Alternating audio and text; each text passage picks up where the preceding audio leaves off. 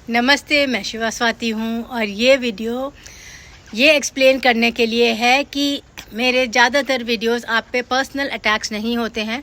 मुझे कई videos delete करने पड़ गए हैं क्योंकि सोल फैमिली महसूस करती है या कोई बंदा महसूस करता है कि उन पे पर्सनल अटैक है। ये कोई भी वीडियो पर्सनलाइज नहीं है, किसी एक स्पेसिफिक इंसान के लिए नहीं है।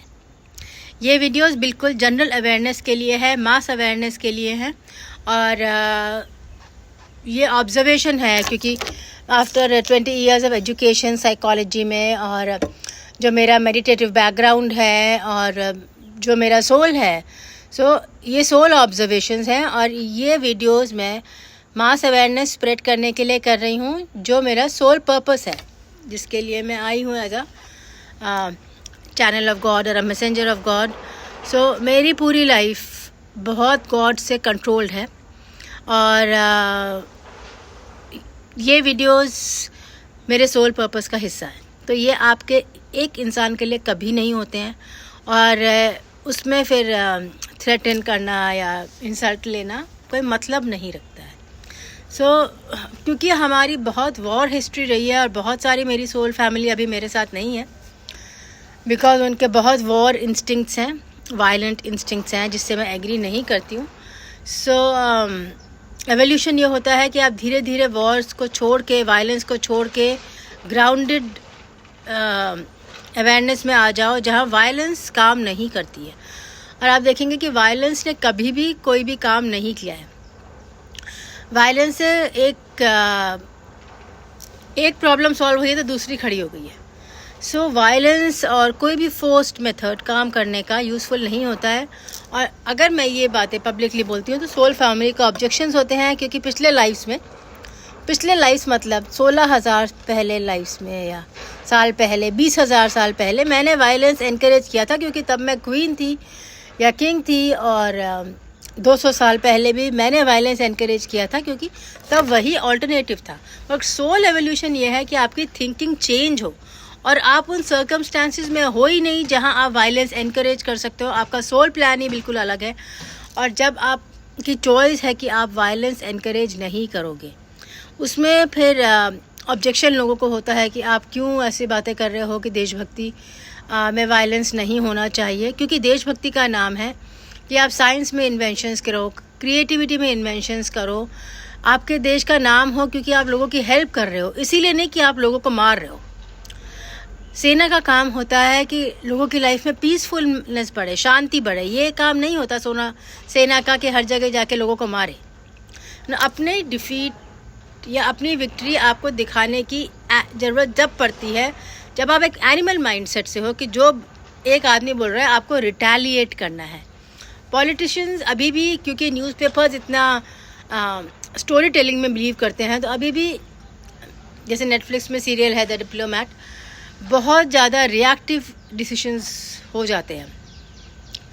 इवन सेलिब्रिटीज़ में बहुत ज़्यादा रिएक्टिव डिसीशंस हो जाते हैं बिकॉज सबको न्यूज़पेपर में आना होता है और ग्लोरिफिकेशन चाहिए होता है। मगर अगर आप कार्म के लिए देखेंगे तो डिसीशन रिएक्टिव नहीं होना चाहिए।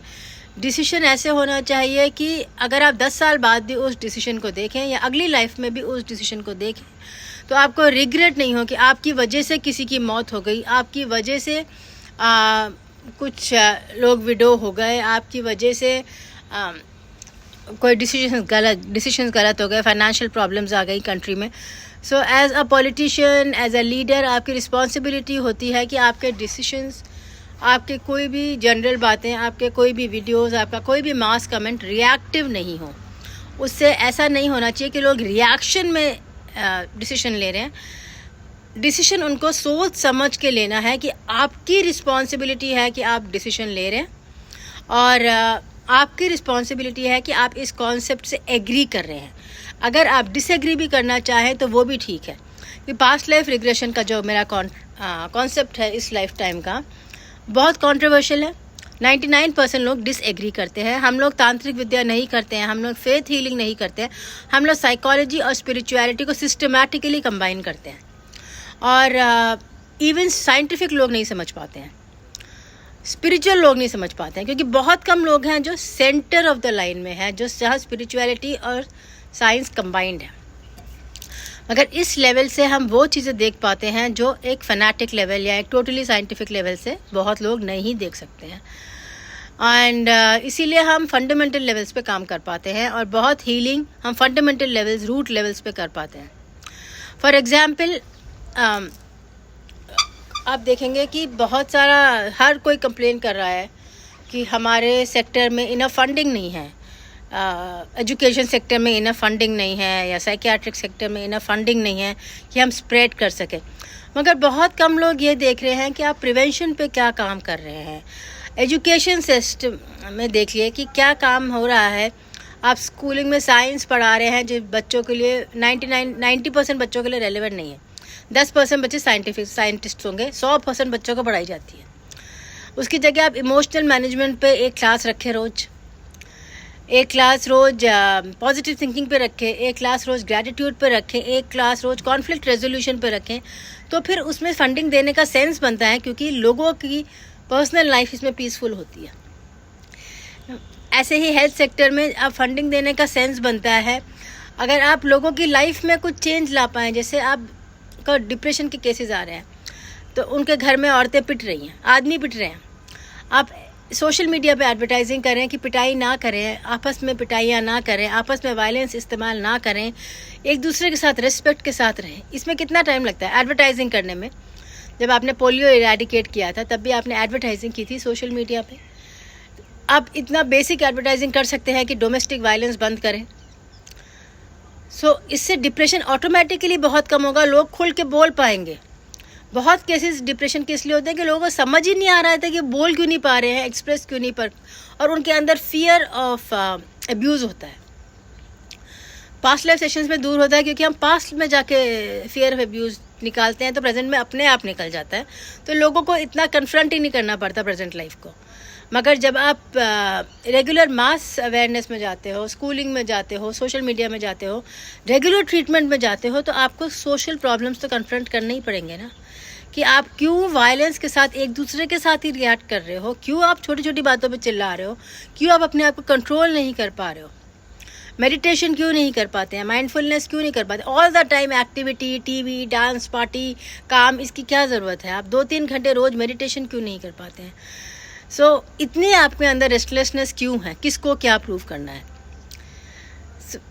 ये चीज़ें कन्फ्रंट करने की हैं और इसमें कोई पर्सनल अटैक नहीं है। हम सेलिब्रिटी लेवल पे कि हम किसी सेलिब्रिटी को अटैक कर रहे हैं, ऐसा मेरा कोई इंटेंशन नहीं होता। मैं सेलिब्रिटीज़ के बारे में नॉर्मली सोचती भी नहीं हूँ। अगर मैं उनके बारे में सोचती भी हूँ तो वो इसीलिए क्योंकि कहीं ना कहीं कुछ स्पिरिट अटैक होता है या सोल फैमिली अटैक होता है या कुछ पास्ट लाइफ अटैचमेंट्स होते हैं जो इस लाइफ में सॉर्ट आउट करके नॉर्मली रिलीज़ करने होते हैं।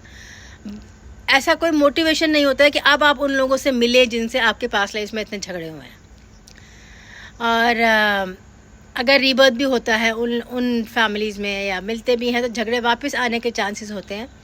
तो जब तक कि हमें ये श्योरिटी नहीं है कि हम अपने ट्विन फ्लेम से बिल्कुल शांति के साथ रह पाएँ तो उनसे मिलना भी फालतू होता है, क्योंकि जब तक आपका सोल एग्रीमेंट नहीं होता कि आप वायलेंस से दूर रहेंगे और शांति के साथ रहेंगे और कंपैटिबल रहेंगे, तब तक इवन सोल फैमिली या ट्विन फ्लेम या किसी भी पास्ट लाइफ सोलमेट से मिलने का कोई सेंस नहीं बनता है।